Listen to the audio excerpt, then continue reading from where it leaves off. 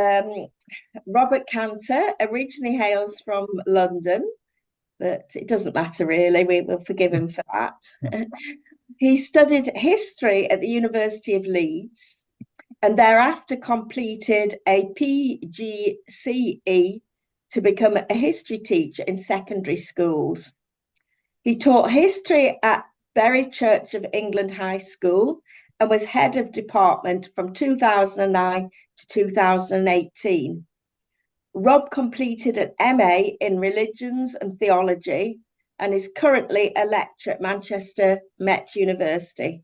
That's your current job, isn't it? That's right. That's right. Yes. Rob has given 2 other Zoom presentations to the Muslim Jewish Forum, namely how Muslims and Jews set aside the Palestine conflict to cooperate against fascism in 1933 to 1942. And the other presentation was Anglo-Jewry's interaction with converts to Islam, 1900 to 1920.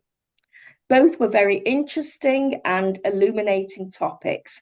And I'm sure that tonight's topic on the Salman Rushdie affair and Muslim-Jewish relations will be equally interesting and informative. So that's a little bit of information about Rob. And now over to the man himself.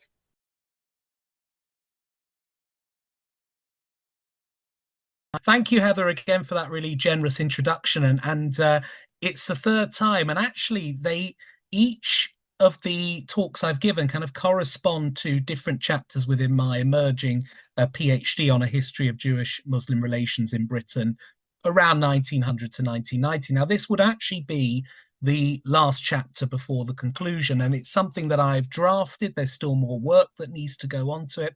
But when I was planning the PhD, I felt that, there's a tremendous amount of media coverage. There's been a lot written about the Rushdie affair, but I think one sub-theme of it that hasn't been explored sufficiently yet is the impact of Jewish-Muslim relations in Britain, because I'm going to argue in the next half an hour or so that this is a turning point in many ways that may in some ways crystallize things that were already going on. But as I shall try and outline, I think that this brings a new awareness, particularly to members of the Jewish community, but also, on the one hand, it increases anxieties, but on the other hand, it also increases cooperation between the 2 communities. So we'll see. Now, without wanting to I know there will be a lot of people here who will have lived through it and will know it quite a lot, but I'm just going to give a very brief background. So what we see here in this particular slide is on the left is an image of Rushdie at his one of his book launches for the Satanic Verses, which came out in the autumn of 1988 in Britain, published by Penguin. You see on the right an example of a protest also in Britain against Rushdie's novel. We're going to have a little look at this in a minute. And again, you can see Penguin publish rubbish, which is a very interesting we say banner. And of course, Rushdie has been in the news because, very unfortunately, 2 years ago in August 2022, whilst taking part in a New York Literary Festival, he was stabbed. He's lost the use of his right eye. You can see a picture of him. And he's just actually published a book, which I think is now available in hardback form, Knife, and again, Meditations After an Attempted Murder. So again, the Rushdie affair has never quite dissipated from the public alignment. So I'm just going to talk a little bit about the background, but the majority of it will focus on the impact of Jewish-Muslim relations in Britain. Of course, it had worldwide impacts, European, but I'm, for the purposes of this, just going to focus on some of the research I've done. A little caveat, if I may, as well.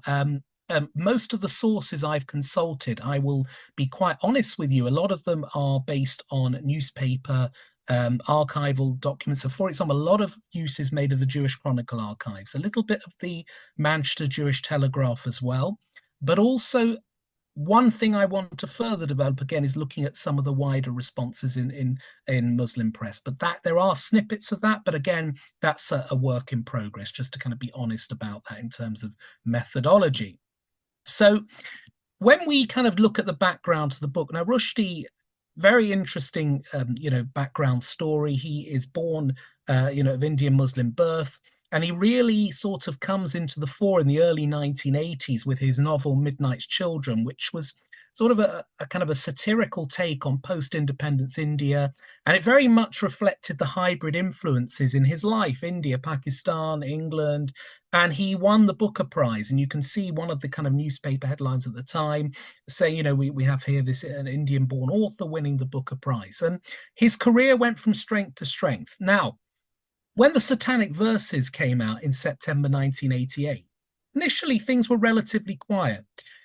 A month later, in October, it was prescribed in India. And we're going to have a look at, you know, what was the offense and why did this become such an international ruckus in many ways? And I think what Rushdie did was essentially his depictions of the Prophet Muhammad. So, for example, one issue, he used a previous Christian term, a name of abuse for the Prophet, which, you know, was seen as offensive. But I think as well, there was this suggestion that he was masquerading as a prophet. And I think the thing that also, whilst he didn't do this explicitly, there was an implicit implication because there was a sort of brothel scene in the novel where there were a group of women who featured that happened to have the same names as the Prophet Muhammad's wife. So it was seen as exceptionally distasteful by many, and we'll get to the reaction in a minute. So highly controversial. Interestingly, as we'll get back to in a minute, the CEO at the time of Penguin Publishers was a gentleman called Peter Mayer, who was Jewish and the son of a refugee from Nazi Germany. And we'll get to that in a minute. So what essentially happened in Britain, there was relatively low-key expression of protest. However, in the winter of 1989, so January, February, things really take off. And the author Paul Weller, who's written about this from a more general perspective, not specifically on Jewish-Muslim relations, so he cites two turning points, which are well known. One is the public burning of a copy of the Satanic Verses in Bradford on the 14th of January, 1989. In Blackburn a month earlier, but it didn't really get much press coverage. But the one in Bradford certainly did. And of course, I think what happened there was, you know, essentially the public woke up to a sense of Muslim consciousness. If you look at the sort of the way that race relations had developed in the 1960s, in sense of anti-racist laws, there was a sense of the term black kind of corresponded to all sorts of groups. And I think by the 1980s, a more distinct Muslim consciousness is coming out. A month later, after the book burnings in Bradford, the Ayatollah Khomeini, who had come to power in Iran 10 years previously in 1979 as part of the Iranian Revolution, famously issued a fatwa, a death threat against Rushdie, and put a kind of a sum on his head, and also against the publishers, Penguin. And I think what Weller would argue here that these two propelled the growing controversy into the wider media and the public sphere. But I've got something I'd like to add on that. Some of you may be familiar with a well-known British Muslim sociologist called Tariq Maudud, who was a professor. He may have retired now at the University of Bristol. And Maudud asked the question in early writings on this in 1990. Why was there more of a vociferous response from perhaps British Muslims than there maybe even been in France, where the community was far larger? And one potential interesting reason he offers is that he said, you know, when you look at the constituency of British Muslim communities, many of them come from communities in Bangladesh, Pakistan, where they're not necessarily scholarly, but they have that simple faith and reverence for the Quran and the Prophet. And that even though these were perhaps people who wouldn't have been engaging in scholarly criticism, they felt it passionately within them. Very interesting point of view from Maudud. And again, it's just one possibility. You can see again in the images some of the media representation from the time. The protest there with the lady who says, "We are ready to kill Rushdie," that's actually from Beirut, and I'm going to tell you where that image comes from in a few minutes' time. So, before we explore the Jewish-Muslim response in 1988-89, I think it's important to position where we're at in Jewish-Muslim relations at this period, because in my earlier talks, I've talked about the pre-war period or just going into the Second World War. And there are huge demographic shifts in the period after 1945. Now, the first demographic shift, of course, is the numbers. If we were looking at 1940, there would have been roughly 250 to 300,000 Jewish people living in Britain, and about 10 to 20,000 Muslims. By the late 80s, there is a complete reversal, partly of the impact of the British Nationality Act of 1948, which I'm not going to get into now, but in the 1991 census, it recorded 1.5 million Muslims. So if we say by the late 80s, it's gone over the 1 million mark. The Anglo jury's numbers have fallen from a high of 430,000 in the 1950s, again, roughly down to 300,000, where there's been a relatively steady level since, with a few nuances in that. So in terms of this, there's been a very, very major growth of the Muslim community, and the Jewish community has stayed static. But my argument would be, and in the post-war years, a new notion comes across. Now, we hear a lot about the Judeo-Christian tradition. And in many ways, so scholars like Jill Hopberg would argue this is a post-Holocaust creation, because actually it probably would have been fairer to describe in the pre-war period a Judeo-Islamic symbiosis more than a Judeo-Christian tradition.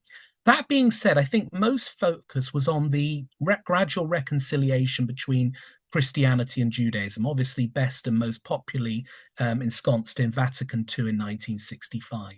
But there were people in Anglo Jewry who were waking up to the demographic changes. And the one that I would argue did a lot for this in the 1970s was the liberal rabbi Lionel Blue. And Lionel Blue was engaged in a European Jewish colloquium where he wrote an article in 1974 saying, you know, people are ignoring, in a way, the demographic shifts in Europe. We have growing Muslim populations, and yet the focus is really on Jewish-Christian relations. And he said, this is something we're going to need to pay more attention to.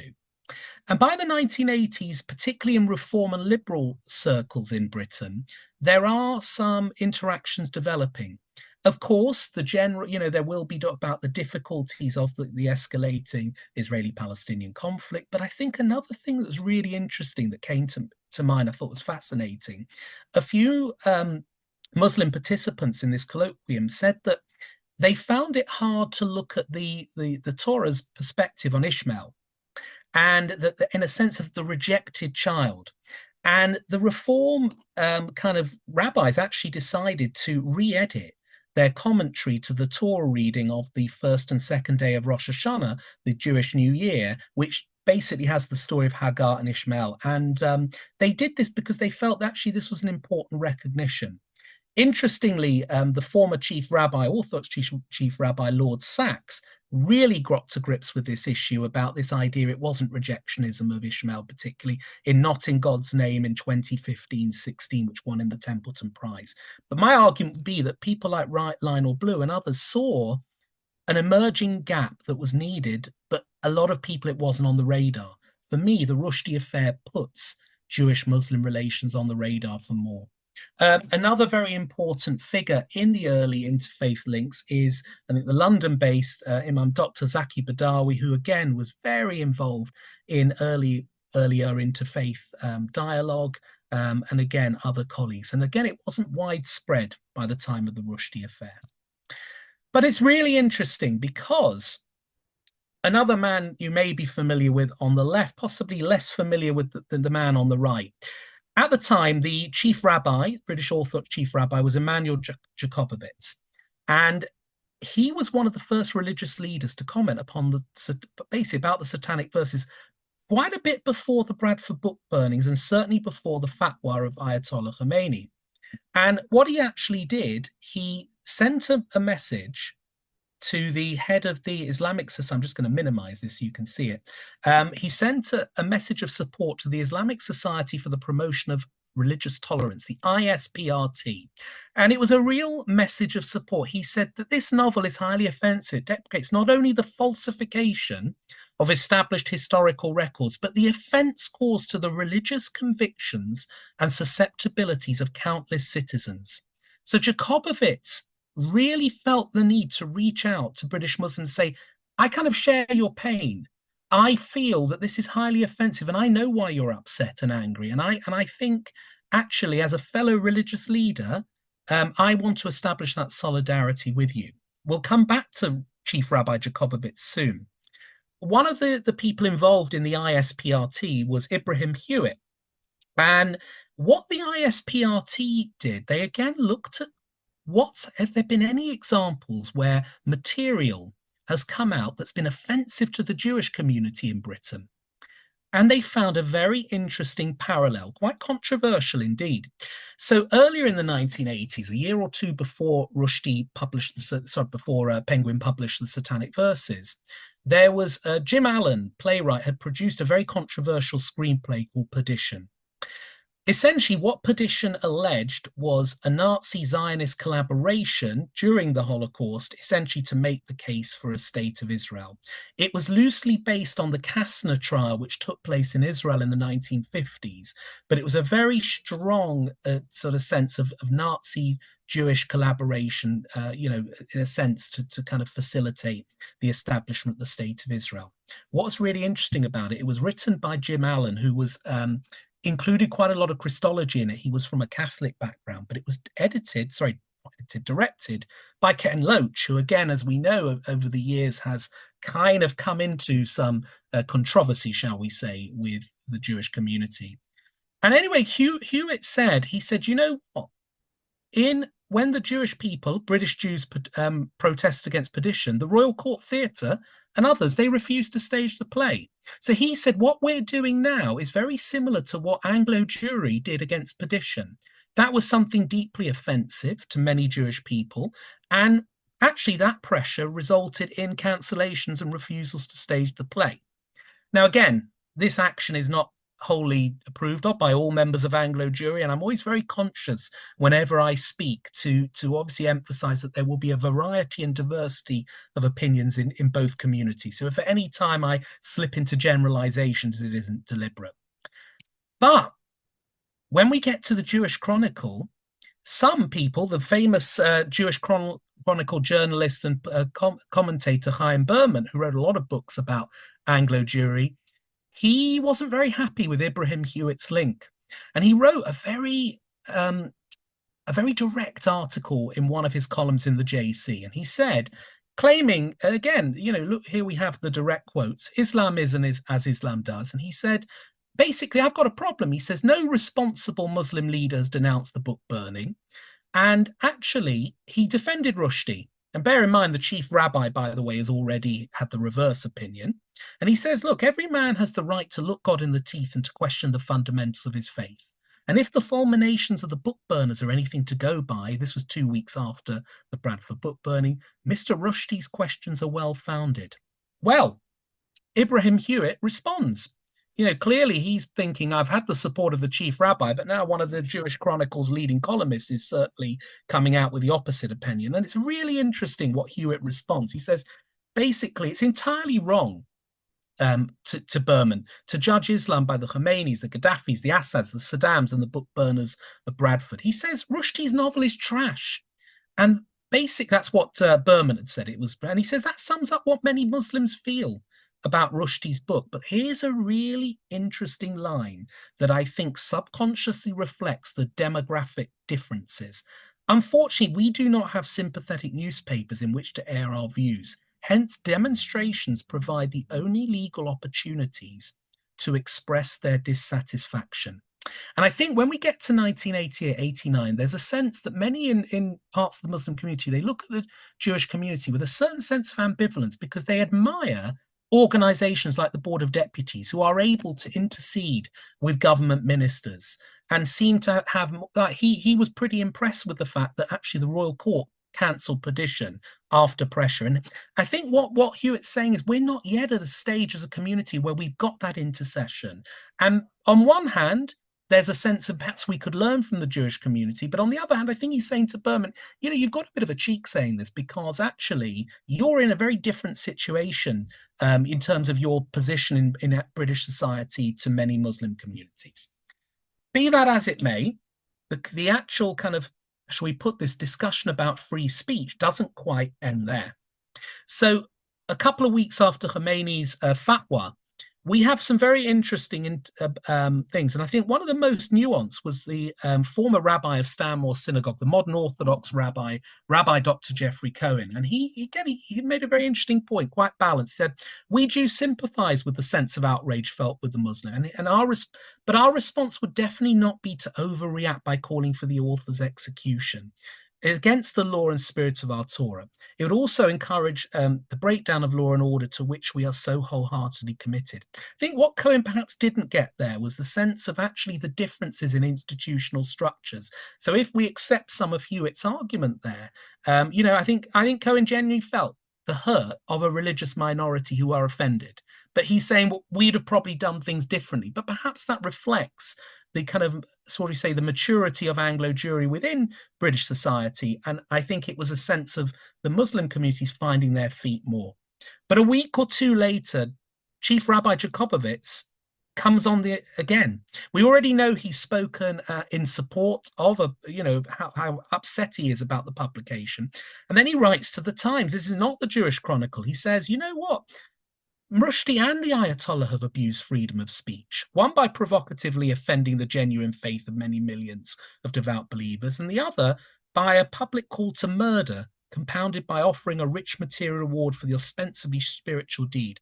And here he goes, the punchline. It should be illegal to allow either provocation to be published or broadcast. So there he is, Chief Rabbi Jakobovits. The book should be banned. Well, they claimed in the Jewish Chronicle the following week that the chief rabbi had received a rather large mailbag, most of it sympathetic.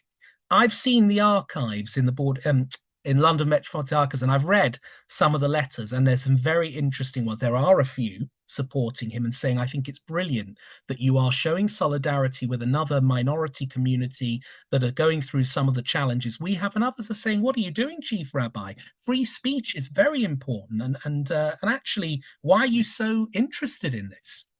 Be that as it may.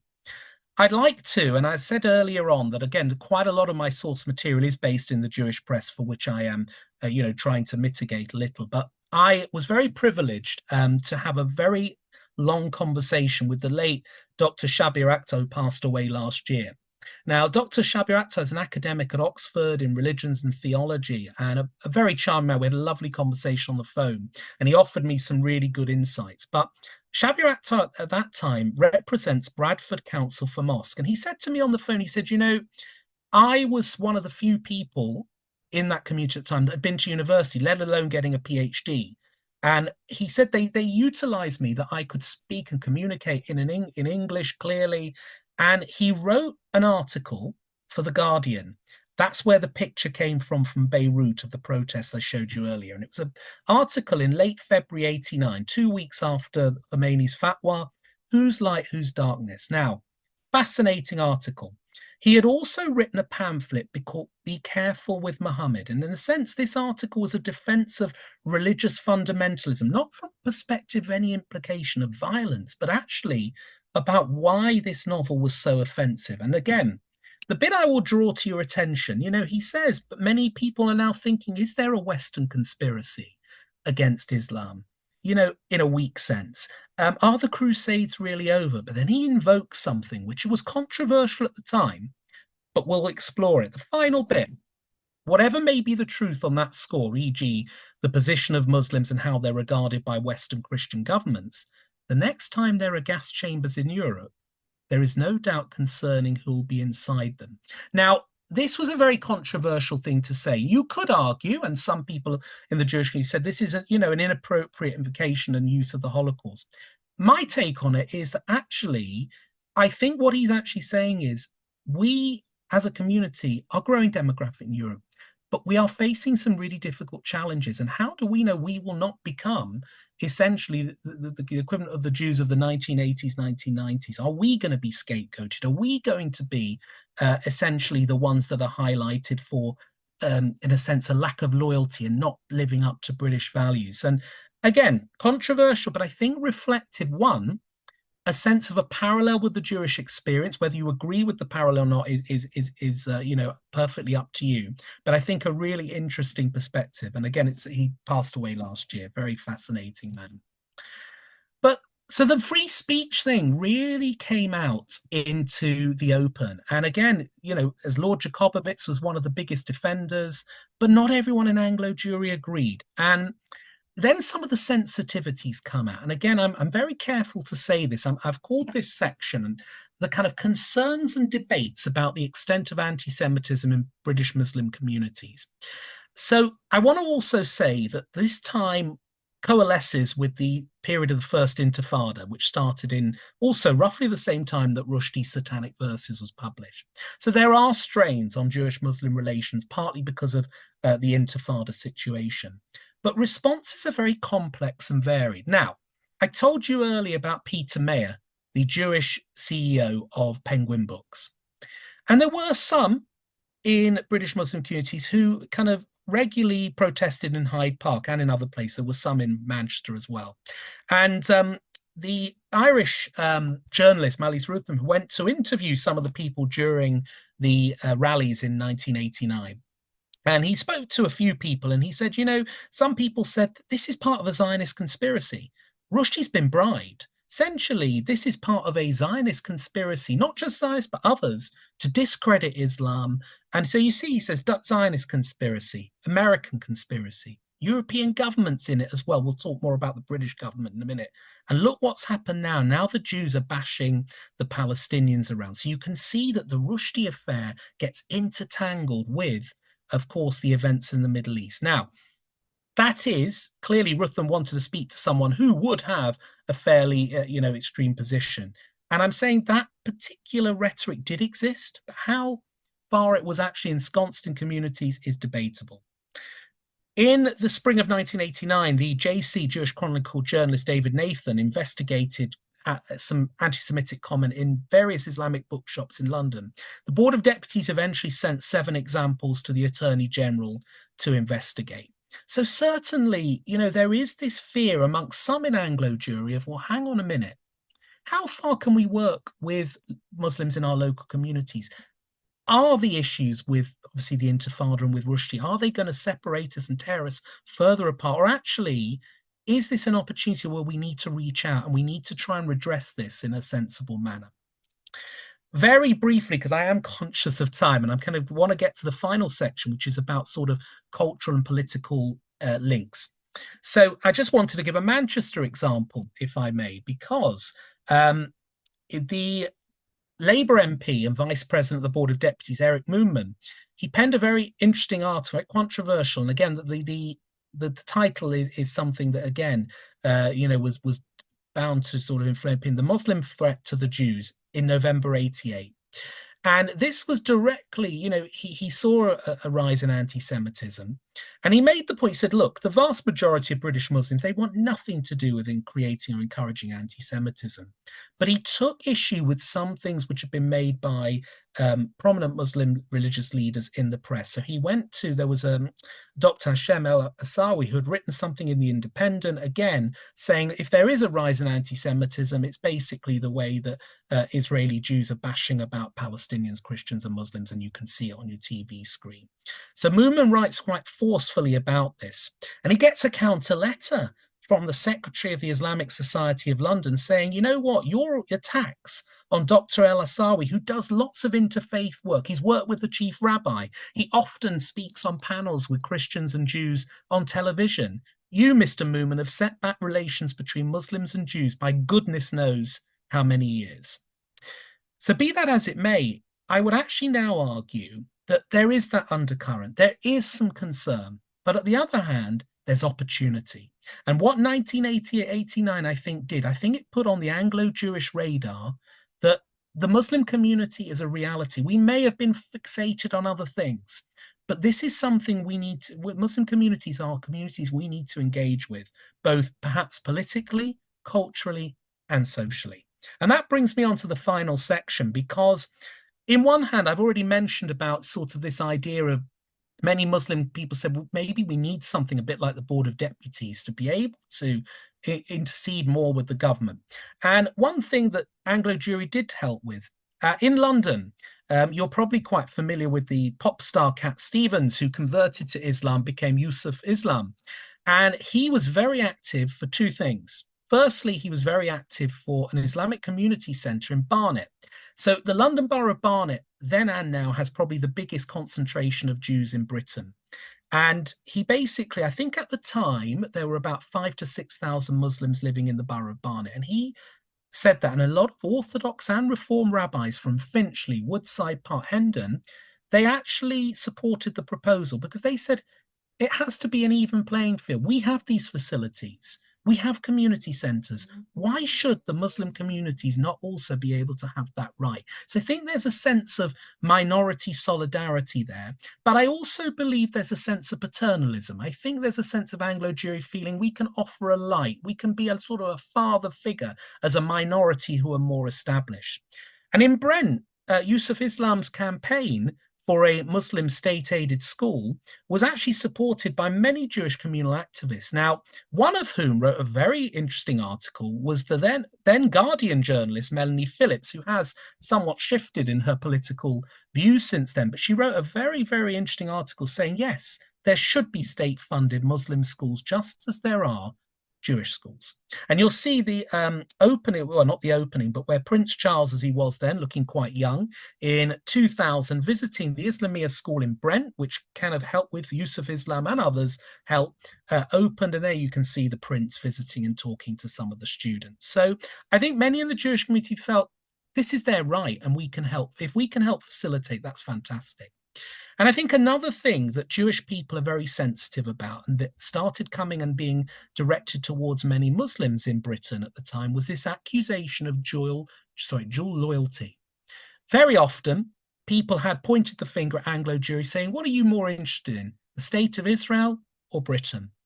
And one of Thatcher's government ministers, John Patton, made some public statements in the summer of 1989 questioning the loyalty of many Muslim communities and individuals to Britain.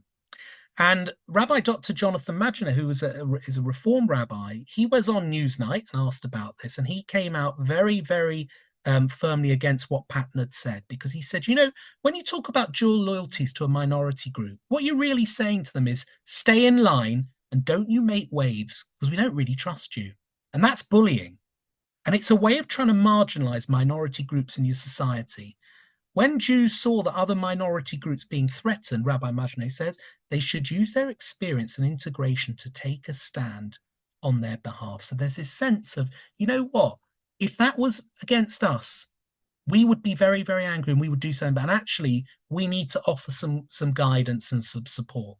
And again, yes, there would have been debates about that within Anglo-Jewry, but I think that Jonathan Maginer responded for quite a wide section of Anglo-Jewry there. Interestingly, and I don't think this was already in plan before the Rushdie affair, in 1989, as well as I've argued that Jewish-Muslim relations in Britain becomes much more of a figure on the radar of both communities, the BBC are at it with a 6-part drama, Shalom Salam. And it's fascinating. I've not seen it all because, some of you may have watched it in 1989 because it's actually set in Leicester, where there was at this time a relatively small Jewish community. It's even smaller now. And it's about the relationship between Adam and Mumtaz. And basically, they form this relation. They're 2 teenagers. And basically, will families and communities allow this relationship to blossom? Is it too much of a taboo? Is it too early? What I think is very interesting about the depiction is if you look at the sort of socioeconomic perspective, you have the Jewish family who, I think the grandfather owns a factory which employs a lot of Southeast Asian women and men, kind of it. So there's this sort of class gulf as well as a religious gulf. And I think, in some senses, it was an attempt to try and get behind those socio-cultural and economic schisms that were there. And again, it's fascinating. I don't think it came out because of the Rushdie affair, but I think it shows that actually already that the Jewish-Muslim relations is something that needs to be considered, relations between minorities, not just between the kind of the majority and one minority group.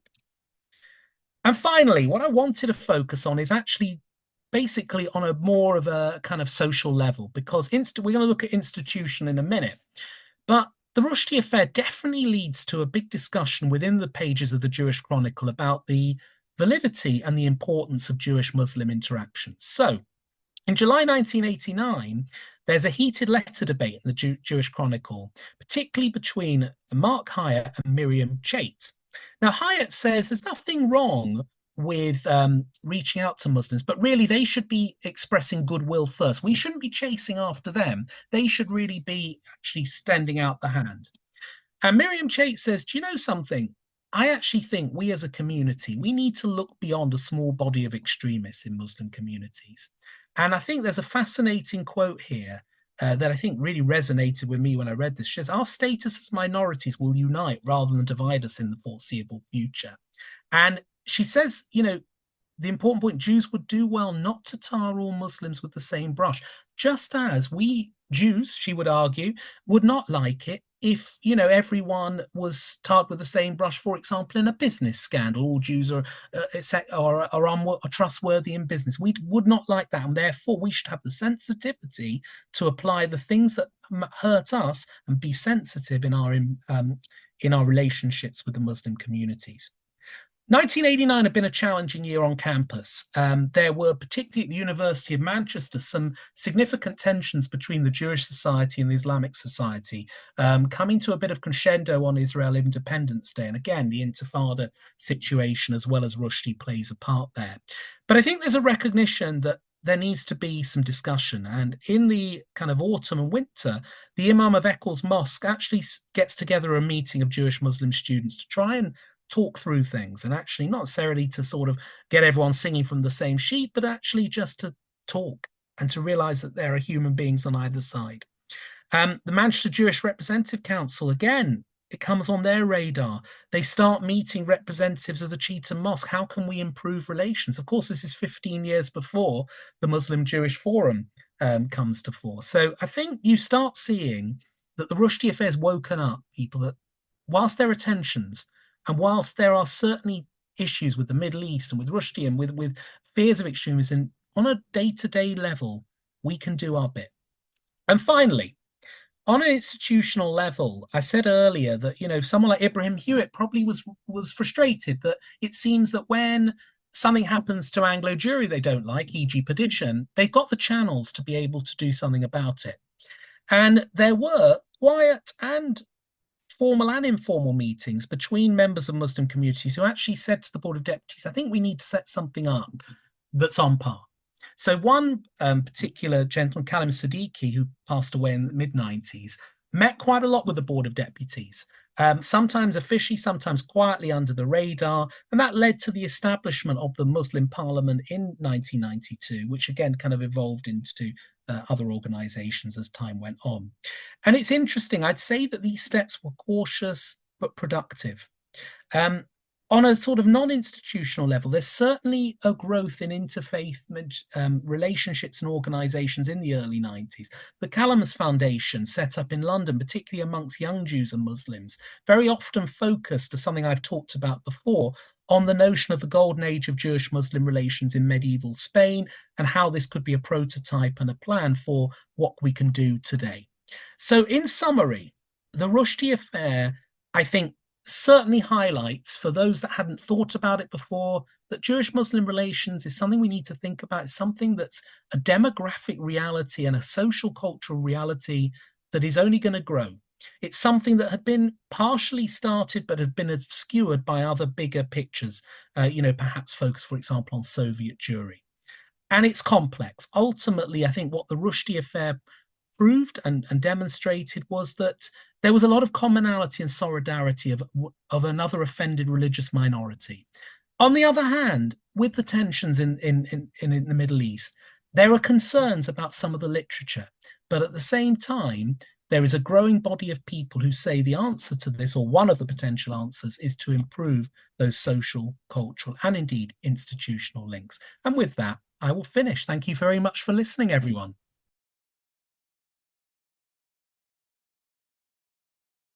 I have lots of thoughts. I mean, first of all, before I sort of ask the question, I mean, my perspective historically is that the Rushdie affair was the first time that people from a minority South Asian background actually became focused on their religious identity other than their ethnic identities. Before that, British society used to discriminate against people who were Black or Asian, but was indifferent to people's religions. Yeah. People didn't have strong religiously based organizations. There were things like the Indian Workers Association, etc., but they were all ethnic organizations rather than religious organizations. And that was very much a turning point. I was quite struck by Melanie Phillips, and whether you got any more, whether you've done anything more to trace her sort of journey from where she was in 1989 to where she is now. Yeah, no, I mean, it was fascinating because I knew before I started, I knew that Melanie Phillips had started off as a Guardian journalist. And certainly, I know by the mid 2000s, she's, by I think 2005, 6, she wrote her book, Londonistan, which was again about what she perceived as the rise of Islamic extremism in London and other parts of Britain. Quite when and how she made her political transition, I don't entirely know. I don't know whether it happened quite gradually or whether it was something, there was a sort of an epiphany moment that changed a bit. Certainly she was a very strong advocate, and I suspect she probably still would be on that issue. I think politically, in terms of the Middle East, she may well have changed, but I think she would still be espouse that view that it would be only entirely fair that if the state are sponsoring a Jew, then they must do the same for Muslim communities as well. And I think, but again, I don't know for sure what her perspective would be 35 years later on that.